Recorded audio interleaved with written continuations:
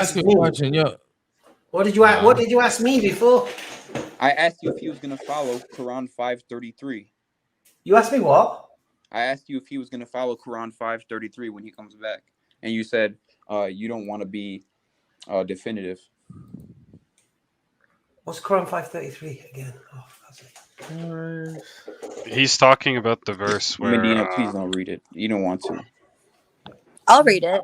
he's Oh, I think I remember. Yeah, read it for me, sister. Indeed, the penalty for those who wage war against God and his messenger and spread mischief in the land is death, crucifixion, cutting off their hands and feet on opposite sides, or exile from the land. This penalty is a disgrace for them in this world, and they will suffer a tremendous punishment in the hereafter. Right. And what did I say in response? You basically said it's not definitive. That's it. I said it's not definitive. What Jesus is going to do when he comes back. I was asking. Look, I said, first of all, what happens, what Sharia, I have no idea. Right. That's fine. You can answer that way. What's your point you're making? But are you trying to make the point that crucifixion is not a punishment or something? No, my point is that your belief is that Jesus will come back and follow the Quran. So for you to say that you don't know what he's going to do doesn't make any sense. You know, it says it right there.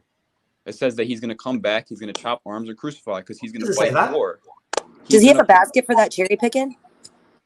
It's not cherry picking. Is Jesus going to come back and fight in war? What's the penalty for those who wage war against Allah and his messenger? It's 1 + 1 = 2. See, when you want to go to my Bible and you want to try and debunk or define the mystery of God, you think you can. Okay. But then I bring a clear, concise description of what Jesus is going to do in your paradigm, and you deny, or you just Where'd you get the explanation from the Quran from, if you don't mind me asking? Where'd you get the exegesis from? It's just, I mean, I know the Quran verse. Wait, you understand Trust me, bro. That's your sources. Trust me, bro. Just your opinion. Well, it's not my opinion. I mean, if Jesus, what do the scholars of Islam say about it? About Jesus coming back? About 533. Yeah, what does the Mufassirun say? What do the Tafsir say? It's in the I think we've been over it, but it's about the camel herders. It's about what? The camel herders who accepted Islam and then they turned their back on it. Okay.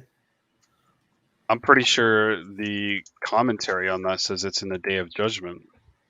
I don't know what type of reference you're getting, but okay, so then you have to face another problem. If that's something in the Day of Judgment, what's the problem? What's the problem? Let's just say Jesus is going to come and crucify his enemies. What's the problem? His enemies are going to be Jewish people. Why are they going to be Jewish people?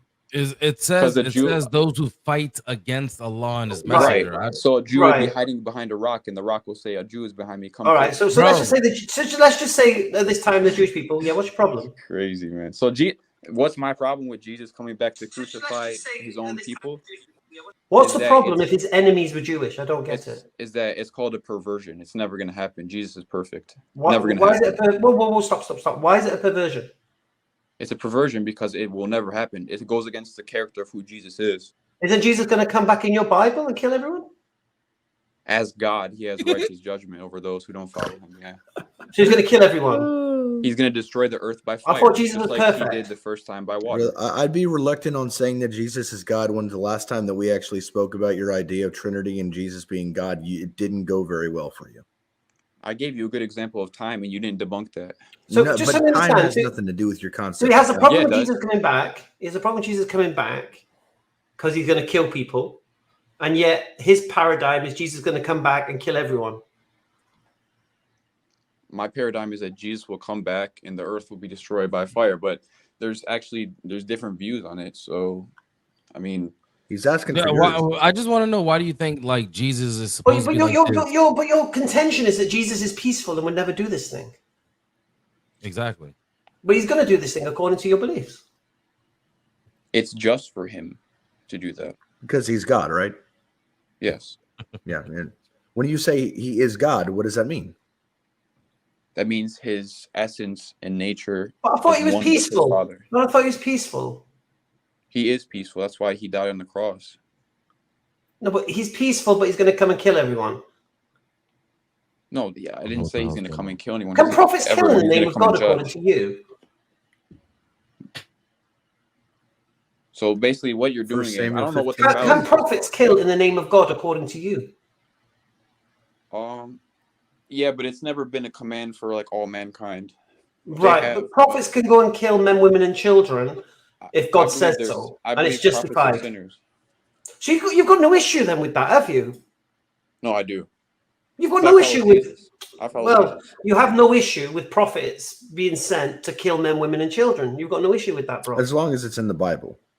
Yeah. It's justified, isn't it? Apparently, so you're saying God that I believe sanctions Jesus it. is God, and then Jesus sent them to do that. So if Jesus sends Moses to kill men, women, and children, for you, that's fine.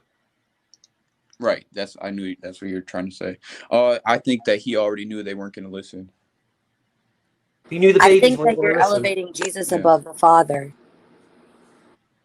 But he knew Jesus the babies one weren't with going to his listen. Father. How did he know the babies weren't going to listen? How could the babies listen? How could the babies make a choice? No, he knew that the people that were carrying out the killing weren't going to listen. They didn't listen to him. If you read the verse, if you read the verse, whoa, stop your nonsense. All right. Listen. I mean, I'm going to go soon anyway, because I go pretty fast. But the verse is clear. The commanders of the army came to Moses, and he says, "We've beaten them. We've killed all the men." And Moses got angry. And says, "But you've left all the women alive. Go back, kill all the women and all the boys, and keep for yourself the girls that have not yet known a man." So what are you talking about? That they wouldn't stop. They were commanded to do this. And who told Moses this? The Lord. And who is the Lord according to you? Jesus. That would still be against the verse, because he said totally destroy everything, right? No. Yeah, he did. No, he didn't. I know, in the verse I'm referring to, no, he didn't. Either way. No, there's no either way about it. According to you, you said that the men wouldn't stop, so what could you do? The men had stopped. The battle was won. They defeated the army. They had all the women as captives. And Moses got angry. I said, go kill all the women. All the baby boys. Do you know how silly? And keep for yourself all the girls that have not yet known a man. Do you know it doesn't talk about them killing children? The command is for them to do it, but the context behind it is that they sacrificed their babies. What? The Amalekites sacrificed their babies. So the idea was to stop the killing of the babies, right? No, that means that you don't know for sure how many babies were left. There very well could have been no babies left. They were a people who sacrificed. If there were no babies left, why would God command them to go kill children and infants? If there weren't any left, why would he command that? Now your God's not all knowing. Now your God doesn't know who the hell's an Amalek. Right. See, I mean, this is really what you're doing is saying, oh, so your God commanded something, so my God commanded something, so believe in me. No. What this is exposing your double standard, mate. No, he's not. Yes, it is. How is that a command for all mankind? No. Who's it a command for all mankind? This has even gone to a separate point to where I'm questioning your God's omniscience. Because if you're claiming that there were no children and infants at Amalek, but yet he commanded the Israelites to go kill men, women, and children, how did your God not know that there were no children there? Because he could be testing the integrity of them if they fail. What's the integrity? Covered in oil, babies or not? Look, you know why? The only reason I'm entertaining this is because none of this matters about anything about Jesus. And the only reason why we're entertaining you is because nobody. Actually, we got Marlon in the back. It's because you deviated from the bewitched thing. What is what does the? I'm gonna go. Yeah, just like thanks for Brother Hamza. Thanks for having me on the stream. Really appreciate it. 1542, bro. All my people, stick around. These guys are fantastic. Assalamu alaikum. Walaikum salam. Walaikum salam, Brother Hamza.